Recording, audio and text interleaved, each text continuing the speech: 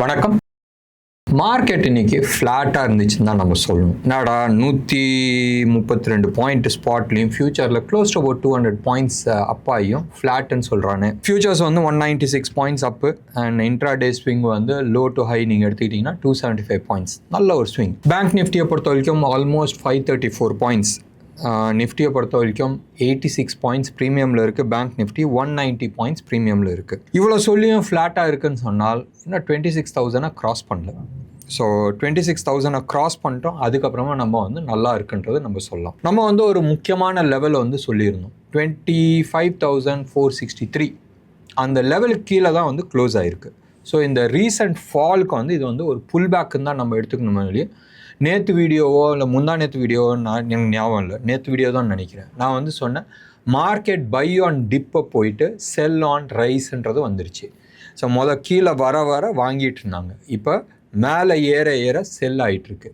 And இது மாதிரி தான் இருக்கிறதுக்கு வாய்ப்புகள் இருக்குது. 26,000 மினிமம் க்ராஸ் பண்ணும். At least on a weekly basis 25,800க்கு மேலே க்ளோஸ் ஆனால் தான் ஃபர்தர் அப்சைடுக்கான பாசிபிலிட்டிஸ் இருக்குது. இது ஒன்று. ரெண்டாவது வந்து டியூஸ்டே 27 மார்க்கெட் எப்படி எக்ஸ்பைரி ஆகுதுன்றது பார்க்கணும். ஒரே ஒரு ட்ரேடிங் டே தான் இருக்குது நாளைக்கு. மண்டே அன்னைக்கு 26th ரிப்பப்ளிக் டே, நம்மளது வந்து ட்ரேடிங் இருக்காது. ஸோ நாளைக்கு ஃப்ரைடே விட்டோன்னே ஸ்ட்ரெயிட்டாக ஃப்ரைடே. ஸோ 4 நாள் வந்து நடுப்புற இருக்குது. இந்த 4 நாள் வந்து டிகே ஆகும், டைம் டிகே ஆகும். ஸோ மார்க்கெட் எப்படி பிஹேவ் ஆக போகுதுன்றது தெரியாது. சாட்டர்டே சண்டே மண்டே 3 நாள் வந்து நம்ம மக்கள் வந்து அதுவும் எக்ஸ்பைரி டேக்கு வந்து டென்ஷன் எடுத்துக்க மாட்டாங்க. சப்போஸ் ட்ரம்ப் வந்து ஏதாச்சும் ஒன்று பண்ணுறாரு, மார்க்கெட் பெருசாக கீழே விழுவுன்றது பார்ப்பாங்க. இல்லை திடீர்னு வந்து ஏதாச்சும் ஒரு நல்ல நியூஸ் வருது. ஏற்கனவே ஒரு நியூஸ் இருக்குது, இந்தியா யூரோப்பியன் யூனியனோட free trade agreement. Free trade agreement it is a game changer. இதை வந்து இந்தியன் ஃபைனான்ஸ் மினிஸ்டரும் சரி, காமர்ஸ் மினிஸ்டரும் சரி, யூரோப்பியன் யூனியனோட தலை ரைட் அவங்களும் சரி, இதை வந்து mother of all free trade அக்ரிமெண்ட்டுன்னு சொல்கிறாங்க. நிஜமாகவே வந்து it will be a game changer. 2008 market வந்து கிராஷ் ஆனது உங்கள் எல்லாத்துக்குமே தெரியும். அப்போ வந்து மார்க்கெட்டில் பெரிய லெவலில் வந்து வெஸ்டர்ன் கண்ட்ரீஸு, யூஎஸ் ஆகட்டும், யூரோப்பியன் யூனியன் ஆகட்டும், இந்த டர்ட்டி பிஸ்னஸ் விட்டு வெளில வந்துட்டாங்க. இந்த மைனிங்கு இதெல்லாம் விட்டு வெளியில் வந்தாங்க. அண்ட் சைனா வந்து 2000 இருந்து ஃபுல் ஃப்ளெஜ் ப்ரொடக்ஷன்ஸ் பண்ண ஆரம்பித்தாங்க. யூஎஸோட ஃபேக்ட்ரினே நம்ம சொல்லலாம். யூஎஸில் அண்ட் யூரோப்பில் இருக்கிற most of the factories close பண்ணிட்டாங்க. மேஜர் ப்ரொடக்ஷன் வந்து சைனாவில் நடந்துட்டு இருந்துச்சு. இன்ஃபேக்ட் அந்த ஒரு ரீசனால் தான் வந்து சைனா பெரிய லெவலில் வந்து வளர முடிஞ்சிச்சு. இந்தியா இப்போ வளர்கிறதுக்கான நிறைய தடைகள் இருக்குது. டெஃபினட்டாக சைனா கிடைச்ச மாதிரி ஒரு ஃப்ரீ ஹேண்ட் வந்து இந்தியாவுக்கு கிடைக்காது. இப்போ யூரோப்பியன் யூனியன் வந்து already they feel the heat right. China பண்ணுறது வந்து நிறைய அநியாயம் பண்ணிகிட்ருக்காங்க. ஏன்னா யூரோப்பில் நடக்கிற ரிசர்ச், ஜெர்மன் ஆகட்டும், ஃப்ரான்ஸ் ஆகட்டும், இட்டாலியில் இருக்கட்டும், அங்கே நடக்கிற ரிசர்ச் ஐட்டம்ஸு நீங்கள் ப்ரொடக்ஷனுக்கு நீங்கள் அங்கே எடுத்துகிட்டு போகும்போது அந்த ஐடியாவை வந்து திருடி அவங்க வந்து பண்ண ஆரம்பிக்கிறாங்க. Whereas India being a democratic country, India is a better சாய்ஸ்ன்ற மாதிரி அவங்க ஃபீல் பண்ணுறாங்க. அப்போ என்ன ஆகுன்னா ஃபர்தர் ப்ரொடக்ஷன்ஸ் அவங்க வந்து சைனாவை விட்டுட்டு இந்தியாவுக்கு வரதுக்கான நிறைய சான்சஸ் இருக்குது. ஒன்று. ரெண்டாவது, யூரோப்பியன் யூனியன் அவங்க வந்து ப்ரொடியூஸ் பண்ணுற ப்ராடக்ட்ஸை வந்து சைனாவில் விற்கிறது வந்து ரொம்ப கஷ்டம், வேறஸ் இந்தியாவில் வந்து விற்கிறது ரொம்ப ஈஸி. ஸோ அப்போ யூரோப்பியன் யூனியனுக்கான ஆல்மோஸ்ட் 27 கண்ட்ரீஸ் இருக்குது. அவங்களுக்கான ப்ரொடக்ஷன் வந்து இந்தியாவில் நடக்கிறதுக்கு வாய்ப்புகள் நிறைய இருக்குது. And it is a win win situations. European யூனியனில் இருந்து யூஎஸில் வந்து ஹெவி இன்வெஸ்ட்மெண்ட்ஸ் போயிட்டு இருந்துச்சு. இப்போ ரீசெண்டாக ட்ரம்ப் அடித்த கூத்தில் டெஃபினட்டாக அந்த மணி வந்து இன்னும்லாம் யூரோப்பியன் யூனியனில் இருந்து யூஎஸ்க்கு போகிறதுக்கான சான்சஸ் கம்மி. அதே மாதிரி சைனாவும் யாருன்றது 2024 காட்டினாங்க. அண்ட் 25 உங்களுக்கு ஆல்ரெடி தெரியும், ரேர் இடத்தெல்லாம் வச்சு பிடிச்சி வச்சுக்கிட்டு அவங்க விளையாட்டு இருக்காங்க. அண்ட் ரீசெண்ட் சில்வர் ரேலி கூட நீங்கள் எடுத்து பார்த்தீங்கன்னா it is a Chinese game. So டெஃபினட்டாக யூரோப்பியன் யூனியன் இஸ் ஆல்ரெடி காண்டில் இருக்கிறாங்கன்னு வச்சிங்களேன். ஒரு கொலோக்கியல் லாங்குவேஜ்னு சொன்னால் அது மாதிரி லெவலில் நிற்கிறாங்க. ஸோ டெஃபினட்டாக என்ன ஆகும்னு சொன்னால் அடுத்த சில வருஷங்களில் ப்ராபப்ளி அனதர் அபவுட் 4-5 இயர்ஸில் வந்து யூரோப்பியன் யூனியனில் வந்து ஹெவி இன்வெஸ்ட்மெண்ட்ஸ் இந்தியாவுக்குள்ளே வரதுக்கான சான்சஸ் இருக்குது. ஒன்று. ரெண்டாவது, இவங்க டாலரை வந்து டம்ப் பண்ணுறதுக்கான நிறைய வாய்ப்புகள் இருக்குது. நீங்கள் ஏற்கனவே எடுத்து பார்த்தீங்கன்னா சில யூரோப்பியன் கண்ட்ரீஸ் வந்து already they started dumping dollar. நேற்று கூட வந்து ஒரு பென்ஷன் ஃபண்டு, எந்த கண்ட்ரி இதுன்றது ஞாபகம் இல்லை, யூரோப்பில் இருக்கிற ஒரு பென்ஷன் ஃபண்டை வந்து $25 billion worth of dollar based பாண்டை வந்து they sold it in US market.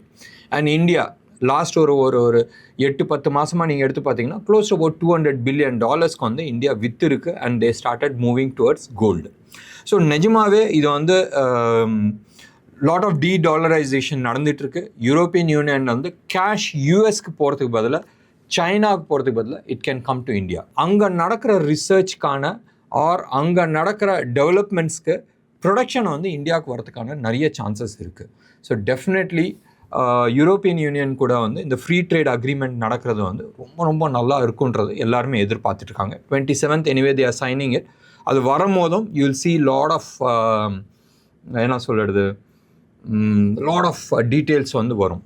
Definitely it is going to be something better then what we have with other countries. So wait பண்ணி பார்க்கலாம். இதுக்கான நிறைய அட்வான்டேஜ் இந்தியாவுக்கு இருக்கிறதுக்கான வாய்ப்புகள் நிறைய இருக்குது. யூரோப்பியன் யூனியனுக்கு வந்து தே நீட் எனர்ஜி. அந்த எனர்ஜி வந்து இப்போதைக்கு நீங்கள் கேஸ்ன்னு எடுத்துக்கிட்டிங்கன்னா ஒரு 3 கண்ட்ரி தான் வந்து மேஜர் எக்ஸ்போர்ட்டர், ரைட்? ஒன்று கத்தார், இன்னொன்று UAE, இன்னொன்று வந்து Russia. Major gas exporters. US இருக்குது, யூஎஸை தனியாக வச்சுக்கலாம், அதுக்கப்புறமா நம்ம பேசிக்கலாம். பட் மேஜர் இங்கே வந்து பக்கத்துலேருந்து எடுக்கிறது வந்து இந்த 3 மேஜர் கண்ட்ரி தான். கேஸ், அதாவது நேச்சுரல் கேஸ் இல்லாத we can talk about hydrogen. உலகத்தில் பெரிய லெவலில் ஹைட்ரஜன் ப்ரொடக்ஷன் வந்து இந்தியாவில் நடக்கிறதுக்கான வாய்ப்புகள் நிறைய இருக்குது. அதுக்கான we have already taken a lead. ஒன்று. ரெண்டாவது, already we are talking about east west power circuit. இந்த சைடில் வந்து தாய்லாந்து வரைக்கும் நம்ம வந்து we are talking about electric line. இந்த சைடு வந்து யூரோப் வரைக்கும் நாங்கள் வந்து எலக்ட்ரிக் லைன் போடுறதுக்கு பேசிகிட்டு இருக்காங்க. ரொம்ப நாளைக்கு முன்னாடி இந்த G20 மாநாடு நடந்துச்சுல இந்தியாவில், அப்போ வந்து இந்த பேச்சு அடிபட்டுச்சு.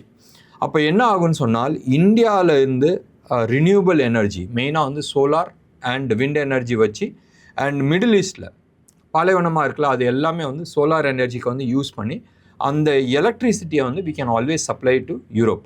நீ வந்து கேஸ் வாங்கி என்ன பண்ண போகிற? எனர்ஜியாக தானே கன்வெர்ட் பண்ணுற. அது கேஸ் வாங்குறதுக்கு பதிலாக நானே டைரெக்டாக பவர் சப்ளை கொடுக்கலான்ற மாதிரி ஒரு பேச்சு நடந்துகிட்ருக்கு. அண்ட் இந்த விஷயத்தில் வந்து இந்தியா பயங்கரமான அட்வான்ஸ் லெவலில் இருக்குது. வேர்ல்டில் லார்ஜ் ஸ்கேல் ஹைட்ரஜன் ப்ரொடக்ஷன் வந்து இந்தியாவில் தான் நடந்துகிட்ருக்கு. And we are started commercial level productions. So wait பண்ணி பார்க்கலாம். யூரோப்பியன் யூனியன் கூட நடக்கிற இந்த ஃப்ரீ ட்ரேட் அக்ரிமெண்ட் வந்து ரொம்ப யூஸ்ஃபுல்லாக இருக்குன்றது நம்புகிறோம். மார்க்கெட் இன்றைக்கி வந்து டாப் பர்ஃபார்மர் நீங்கள் எடுத்து பார்த்தீங்கன்னா இன்ஃப்ராஸ்ட்ரக்சரில் main, right, RVNL railway stock, Adani port, again import எக்ஸ்போர்ட்டுக்கான ஒரு மாத்தியம்னு எடுத்துங்க. Adani enterprise again airport, IRCTC railways, IRFC, right, மெசடாக்ஸ், GMR ஏர்போர்ட், இண்டிகோ தனியாக வச்சுங்க. இண்டிகோ வந்து ரிசல்ட் வந்துச்சு, படு கேவலமாக இருக்குது, அது தனியாக பேசிக்கலாம். ஆனாலும் அது இன்றைக்கி வந்து பாசிட்டிவாக இருந்துச்சு. கண்டெய்னர், இது எல்லாமே வந்து இன்ஃப்ராஸ்ட்ரக்சர். நீங்கள் வந்து எடுத்து பாருங்களேன், ஒரு எக்கானமி வந்து க்ரோ ஆகுது.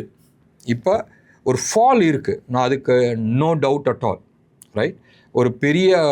ஒரு ஷார்ப் அப் மூவ்க்கு அப்புறமா ஒரு ஷார்ப் ஃபால் வந்து இருக்குது. அந்த ஷார்ப் ஃபால் வந்ததுக்கப்புறமா மோஸ்ட் லைக்லி, மறுபடியும் யூஸ் பண்ணுற வேர்ட் ஞாபகம் வச்சுங்க, மோஸ்ட் லைக்லி யூ-ஷேப்ட் ரிகவரி தான் இருக்கும், வி-ஷேப் ரிகவரி இருக்காது. 2020 வி-ஷேப் ரிகவரி பார்த்தோம். இந்த தடவை ஃபால் ஆச்சுன்னு சொன்னால் யூ-ஷேப் ரிகவரி தான் இருக்கும். அண்ட் யூ-ஷேப் ரிகவரின்னு சொன்னால் 2 விதத்தில் எடுத்துக்கலாம். உலகத்தில் மற்ற நாடு வந்து மேபி 50-60% கீழே உழுவுதுன்னு சொன்னால் நம்ம நாட்டில் வந்து அட்லீஸ்ட் 20-30% கீழே உளுந்தே ஆகணும். ஒன்று. ரெண்டாவது, அப்படி உழுவுலன்னு வச்சுங்க, ஒரு ஹைப்போதெட்டிக்கல் சினாரியோ, உழுவுலன்னு வச்சுக்கிட்டாலும் market is more on sideways. And சைட்வேஸில் இருக்கும் போதும் என்ன ஆகும்? You don't get any thing, right? So எப்படியா இருந்தாலும் நீங்கள் வந்து CAGR நீங்கள் எடுத்து பார்த்தாலும் சரி, இல்லை உங்களோட கேபிட்டல் நீங்கள் வந்து ஒரு 50 லட்ச ரூபாய்க்கு ஸ்டாக் வச்சுருக்கீங்கன்னு சொன்னால் மேபி ஒரு 35 லட்ச ரூபா இல்லை 40 லட்ச ரூபாய்க்கு வரலாம். ஒன்று. ரெண்டாவது, அப்படி இல்லை அந்த 50 லட்சம்ன்றது மேபி ஒரு 2-3 லட்ச ரூபா கீழே குறைஞ்சி ஒரு நெக்ஸ்ட் 3 இயர்ஸ்க்கு வந்து சைட்வேஸ்லேயே இருந்து எந்த விதமான க்ரோத்தும் இல்லாத இருந்தாலும் it is money lost, right? Growth இல்லாதது வந்து மணி லாஸ்ட்டாக இருக்கும். இது விஷயமா நம்ம நிறைய பேசியிருக்கிறோம். அண்ட் மெயின் சப்ஜெக்ட்டுக்கு வந்துடலாம். இப்போ எக்கனாமிக்கல் க்ரோத் வந்து இருக்குது. இந்தியாவை பொறுத்த வரைக்கும் பெரிய லெவல் க்ரோத் இருக்குது. வி ஆர் ஆன் அந்த $2 trillion we are becoming $10 trillion in next. Already நம்ம வந்து $5 trillion வந்துட்டோம். ப்ராப்ளி அடுத்த ஒரு 6-7 இயர்ஸில் வந்து will B $10 trillion economy. What does it mean? 1947 இருந்து 2019 வரைக்கும் நம்ம என்ன சம்பாரிச்சோமோ அப்போ வந்து $2.5 trillion இருந்தோம். இது வரைக்கும் நம்ம வந்து ஆல்மோஸ்ட் 4 ட்ரில்லியன் பக்கமாக வந்தாச்சு. 70 வருஷமாக நம்ம சம்பாரிச்சது எவ்வளோ சம்பாரிச்சோமோ இந்த லாஸ்ட் 5 வருஷத்தில் வந்து அதுக்கு மேலே வந்து சம்பாரிச்சிருக்கிறோம். அது மாதிரி 3 மடங்கு வந்து 32க்குள்ளே நம்ம சம்பாதிக்கிறதுக்கான வாய்ப்புகள் இருக்குது. ஸோ பயங்கரமான பணம் இருக்குது. இது ஒன்று. ரெண்டாவது, மார்க்கெட் கீழே சரிஞ்சாலும் will be able to recover. அது ரிகவரியில் வந்து ஸ்பெசிஃபிக் ஸ்டாக்ஸ் எல்லாமே இருக்குது. இப்போ எக்கானமி வந்து ஸ்மார்ட்டாக ரிகவரி ஆகுதுன்னு சொன்னால் எங்கே வந்து பேசிக் ரிக்வயர்மெண்ட் இருக்குன்றதை நீங்கள் யோசனை பண்ணி பாருங்களேன். பவர் தேவை. எந்த விதமான க்ரோத் வேணாலும், அது வந்து மேனுஃபேக்சரிங்காக இருக்கலாம், இல்லை எனிதிங் இருக்கட்டும், பவர் தேவை. டேட்டா சென்டர் வேணுமா, பவர் வேணும். Everything we need power. So definitely நீங்கள் வந்து உங்கள் கண்ணை வந்து பவர் செக்டாரில் வந்து நீங்கள் வச்சிங்க. It could be power distribution companies or power generation companies. இதில் எல்லாமே வந்து பியூட்டிஃபுல்லாக பணம் நிறைய இருக்குது. This is how we identify. ஒன்று. ரெண்டாவது வந்து பவர் டிஸ்ட்ரிபியூஷன் கம்பெனிஸ். தேர்டு வந்து நீங்கள் எடுத்துக்கிட்டிங்கன்னா ரினியூவபிள் எனர்ஜியில் வந்து இந்தியா பியூட்டிஃபுல்லாக கான்சன்ட்ரேட் பண்ணிகிட்ருக்கு. It could be a solar energy, it could be a wind energy. Switzerland நீங்கள் எடுத்து பாருங்கள், ஒரு ஸ்மார்ட் ரிகவரி வந்துச்சு. 9 ரூபீஸ்லேருந்து ஆல்மோஸ்ட் 80 வரைக்கும் போயிட்டு கீழே சரிஞ்சிச்சு. சம்வேர் அரவுண்ட் 58 வந்து சில பேர்த்துக்கு வந்து நான் எக்ஸிட் பண்ணேன் அண்ட் சில பேர்த்து வந்து ஹோல்ட் பண்ணிகிட்ருக்கேன். இன்றைக்கி வந்து சுவிட்சர்லாண்ட்லாம் வந்து ஆல்மோஸ்ட் 3.5% வந்து ஏறி இருக்குது. வால்யூமோட ஏறி இருக்குது. அதே மாதிரி அதானி எனர்ஜி சொல்யூஷன் ஆகட்டும், அதானி க்ரீன் ஆகட்டும், JSW எனர்ஜி ஆகட்டும், IEX ஒன் மோர் ஸ்டாக் வந்து ரொம்ப நல்லா இருக்குது. பவர் கிரிட்டும் வந்து ரொம்ப நல்லா இருக்குது. இந்த சார்ட் எல்லாமே வந்து மந்த்லி சார்ட் அண்ட் வீக்லி சார்ட்டை பார்க்கும் போதும் கிளாரிட்டிஸ் இருக்கும். இன்றைக்கி அடுத்தது நம்ம எடுத்துக்கிட்டோம்னு சொன்னால் பேங்கிங் செக்டர்ஸ். பேங்கிங் செக்டரில் ஒரு ஸ்மார்ட் ரிகவரி இருந்துச்சு. நீங்கள் பார்த்தோம் ஆல்மோஸ்ட் 534 பாயிண்ட்ஸ் வந்து அப்பா இருந்துச்சு. நேற்று எது நம்மளை காப்பாற்றிச்சோம், என்னடா ஆல்மோஸ்ட் ஒரு 300-350 பாயிண்ட் விழுந்ததுக்கப்புறமா என்னடா காப்பாற்றுச்சுன்னு நீங்கள் சொன்னீங்க. நேற்று ஒன்றும் பெருசாக இல்லை, அதுக்கு முந்தின நாள் என்னடா காப்பாற்றுச்சுன்னு சொன்னால் HDFC, ரைட். இந்த டாப் 10 ஸ்டாக்ஸில் HDFC மட்டும்தான் வந்து பாசிட்டிவாக இருந்துச்சு. இன்றைக்கி HDFC ஃப்ளாட்டாக வந்து இருக்குது. 0.01% வந்து அப்பா இருக்குது. ஆனால் டாப் பர்ஃபார்மர் யார்? Public sector banks. இதை தான் வந்து நான் சொன்னேன். மார்க்கெட் உழுவும் போதும் எல்லாம் உழுவும், ரைட். நல்ல ஸ்டாக்கும் உழுவும், கெட்ட ஸ்டாக்கும் உழுவும். ஆனால் ஏஞ்சி நிற்கும் போதும் ஃபஸ்ட்டு வந்து நல்ல ஸ்டாக் வந்து நிற்கும். இதை தான் நம்ம வந்து வேர்ல்டு எக்கானமியிலே நம்ம சொல்லிகிட்ருக்கோம். உலகத்தில் இருக்கிற எல்லா மார்க்கெட்டும் சரியும் போதும் நம்ம மார்க்கெட்டும் சரியும். ஆனால் ரிகவரி ஆகும் போதும் will be pastor to recover. Best example public sector banks. இதில் டாப் பர்ஃபார்மர் இன்றைக்கி இந்தியன் பேங்க்கு. செகண்ட் நம்ம வந்து டார்லிங் நம்ம சொல்லலாம். இதை வந்து நம்ம சொல்லிகிட்டே இருந்தோம். மார்க்கெட் ரொம்ப நல்லா இருக்க போது இந்த பர்டிகுலர் ஸ்டாக்குன்றது பேங்க் ஆஃப் இந்தியா, ரைட். இன்றைக்கி வந்து ஆல்மோஸ்ட் 5.5% வந்து அப்பா இருக்குது. IDFC first, Canara bank, federal bank, bank of Baroda, SBI, union bank, Punjab national bank, இது எல்லாமே வந்து நம்ம பேசியிருக்கிறோம். இதில் பேங்க் ஆஃப் பரோடாவுக்கு வந்து ஆல்மோஸ்ட் டார்கெட் அச்சீவ் ஆகிடுச்சுன்ற லெவலில் தான் நம்ம பேசிகிட்டு இருந்தோம். இன்றைக்கி டெக்னாலஜி ஸ்டாக்ஸும் வந்து ரொம்ப நல்லா பர்ஃபார்ம் பண்ணிச்சு. அதுக்கு மெயின் ரீசன்ஸ் ரூபி. 90 ரூபீஸ்லேருந்து இன்றைக்கி ஆல்மோஸ்ட் 91.50 வந்து வந்துருச்சு. ருப்பியை பொறுத்த வரைக்கும் லாஸ்ட் ட்ரேடிங் ப்ரைஸ் இந்த ப்ரோக்ராம் வந்து அரௌண்ட் 4 o'clock நம்ம வந்து ரெக்கார்ட் பண்ணுறோம். 91 rupees 65 பைசாவில் வந்து ட்ரேட் ஆகிட்டுருக்கு, ரைட். ஆல்மோஸ்ட் 92 வந்து இன்றைக்கி டச் ஆகிடுன்றதை நம்ம எதிர்பார்க்குறோம் அடுத்த 2 நாளில். கோல்டு அண்ட் சில்வர் இன்டர்நேஷ்னல் மார்க்கெட்டில் ஓரளவுக்கு கீழே விழுந்திருந்தாலும், மறுபடியும் நான் யூஸ் பண்ணுற வேர்ட் ஞாபகம் வச்சுங்க, ஓரளவுக்கு கீழே விழுந்திருந்தாலும் இந்தியன் ப்ரைஸில் வந்து பெருசாக வந்து மாற்றங்கள் வரல. 15,600 ட்ரேட் ஆகிட்டுருக்கு. இது 24 கேரட் GSTயோட சென்னையில் விற்கிற கோல்டு ரேட்டு. சில்வரை பொறுத்த வரைக்கும் 3,09,500 வந்து ட்ரேட் ஆகிட்டுருக்கு. இது வந்து 999 குவாலிட்டி சில்வர். ஸோ சில்வரை நம்ம பார்த்தாச்சு. இந்தியா விக்ஸை பொறுத்த வரைக்கும் இன்றைக்கி வந்து ஒரு 3.25% கீழே விழுந்திருக்கு. ஆனாலும் 13%க்கு மேலே இருக்குது, 13 பாயிண்ட்ஸ்க்கு மேலே இருக்குது, 13.35 இருக்குது. பிலோ 11 தான் வந்து மோஸ்ட் ஆஃப் த டைம் இருந்துச்சு. அபோவ் 15 போனால் தான் ஆப்ஷன் பையர்ஸ்க்கு வந்து ரொம்ப நல்லாயிருக்கும். FIIS பொறுத்த வரைக்கும் டேட்டாஸ் இன்னும் வரல. நேற்று வந்து 4,520க்கு வந்து நம்ம ஆட்கள் வாங்கியிருக்கிறாங்க DIIs. FIIs வந்து ஆஸ் யூஷுவல் 1,787 crores வந்து விற்றுருக்குறாங்க. US மார்க்கெட்டை பொறுத்த வரைக்கும் நேற்று ஓரளவுக்கு நல்ல பாசிட்டிவாக இருந்துச்சு. ஒரு டிப்பு வந்துச்சு, நல்ல ஒரு பாசிட்டிவாக இருந்துச்சு. மறுபடியும் ஒரு டிப்பு வந்துச்சு. நம்ம வந்து யூட்டர்ன் அடித்தோம்ல, ரைட். கிரீன்லாண்டை பேஸ் பண்ணி நாங்கள் வந்து யூரோப்பியன் யூனியன் மேலே வந்து நாங்கள் டேரிஃப் போடுறோன்னு சொன்னது அது வாபஸ் வாங்கிட்டார் தலைவர் ட்ரம்ப். அது வாபஸ் வாங்கிட்டாருன்னு சொன்னோடனே மறுபடியும் மேலே தூக்குச்சு. ஸோ நேற்று டவ் ஜோன்ஸ் க்ளோஸ் ஆகும் போதும் ஆல்மோஸ்ட் 1.25% வந்து அப்பா இருந்துச்சு. அண்ட் நாஸ்டாக் வந்து ஆல்மோஸ்ட் 1.1% அப்பா இருந்துச்சு. மறுபடியும் நீங்கள் எடுத்து பாருங்களேன், அந்த அந்த டாப் 10 ஸ்டாக்ஸ் தான் வந்து அங்கே யூஎஸை பொறுத்த வரைக்கும் நல்லா பர்ஃபார்ம் பண்ணியிருக்கு. இன்டெல் நேற்று 11% அப்பு, என்விடியா ஆல்மோஸ்ட் 2.95% அப்பு, மைக்ரான் வந்து 6.1% அப்பு, ஏஎம்டி 7.7% அப்பு. ஸோ நீங்கள் வந்து எடுத்து பார்த்தீங்கன்னா டாப் ஸ்டாக்ஸ் தான் வந்து பர்ஃபார்மன்ஸ் கொடுத்துருக்கு. ஸோ ஓவரால் மார்க்கெட்டில் வந்து போலாக இருக்குது. இந்த ஒரு 4 தூணு மேக்னிஃபிசன்ட் 7 வச்சிங்களா, ஒரு 7 ஸ்டாக்கு, அந்த 7ல் கூட இப்போ தான் 6 தான் வந்து பர்ஃபார்ம் பண்ணுது. இந்த 6 ஸ்டாக்கு தான் வந்து மார்க்கெட்டை வந்து தூக்கி நிப்பாட்டி வச்சிட்ருக்கு. எங்கேயாச்சும் ஒரு இடத்துல ஆர்டிஃபிஷியல் இன்டெலிஜென்ஸ்க்கும் இதுக்கும் சம்மந்தம் கிடையாது சொன்னால் அப்படியே கொலாப்ஸ் ஆகும். ஞாபகம் வச்சுங்க. ரீசெண்டாக சுவிட்சர்லாண்டில் நடக்கிற வேர்ல்டு எக்கனாமிக் ஃபோரமில் வந்து அஸ்வினி சூப்பராக பேசினாருங்க, ஐடி மினிஸ்டர். அதாவது ஒரு மினிஸ்டரை வந்து எப்படி, அதாவது ஒரு ஒரு ஒரு எஜுகேட்டட் மினிஸ்டர் இருக்கிறதுக்கு வந்து இதுதான் பெஸ்ட்டு. ஐஎம்எஃப் சீஃப் வந்து சொன்னாங்க, இந்தியா வந்து இட்ஸ் நம்பர் 2 லெவலில் இருக்குது, நம்பர் 1 வந்து யூஎஸ் அண்ட் சைனா. அண்ட் இந்தியாவை பொறுத்த வரைக்கும் ஏஐ ஆர்டிஃபிஷியல் இன்டெலிஜென்ஸை பொறுத்த வரைக்கும் அவங்க நம்பர் 2 லெவலில் இருக்கிறாங்கன்னு சொன்னோடனே அஸ்வினி சும்மா சூப்பராக வந்து பாயிண்ட் பை பாயிண்ட் அடித்தார். நீங்கள் வந்து எடுத்துக்கிட்டிங்கன்னா ஒவ்வொரு கண்ட்ரிலையுமே வந்து they are talking about infrastructure. 5 layer இருக்குது. இந்த 5 லேயரில் வந்து இந்தியாவில் வந்து அப்படி ஏந்திரிக்கிறாங்க, 5 லேயரும் சேர்ந்து ஏந்திரிக்கிறது. யூஎஸை பொறுத்த வரைக்கும் they are only talking about computing power, right? பெரிய கம்ப்யூட்டிங் பவர் வச்சுருக்கிறாங்க. பவர் வச்சுக்கிட்டு ஒன்றும் பண்ண முடியாது. அப்ளிகேஷன் எங்கே? அப்ளிகேஷன் இந்தியாவில் தான் டெவலப் ஆகுது. We have maximum number of application for different sectors.